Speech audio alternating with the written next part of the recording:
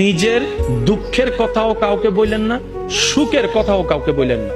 কথাটা একটু শুনতে আপনার কাছে অন্যরকম লাগলেও একটু ভিতরে গেলে আপনি নিজেই বুঝতে পারবেন।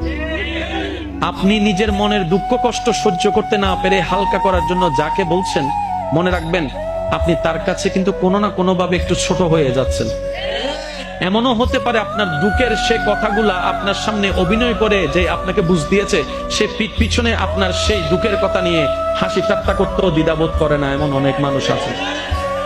আপনি যাকে দুঃখের কথা বলে মনকে হালকা করার চেষ্টা করছেন, আপনার দুঃখের কথার সে দুঃখটা সে বুঝবে না, কারণ তার সাথে তো সেটা ঘটেনি। সেজন্য আপনাকে 3 মাস 4 মাস 3 বছর পরও হয়তো আঙ্গুল তুলে দেখাই দিতে পারে, সেই কথাটার কথা দিয়ে খোঁটা দিতে পারে। কথা বলেন ঠিক কিনা? দুঃখের কথাও মানুষকে বলে শান্তি নেই। এবার আপনি বলবেন ভাইয়া সুখের কথা কেন বলবো না? আমি বলি কি ভাই, দুঃখের কথা শোনালে যেরকম মানুষ দাম দেয় না, সুখের কথা শোনালে মানুষ বদনজর লাগাইয়া সেটাও নষ্ট করে দেয়।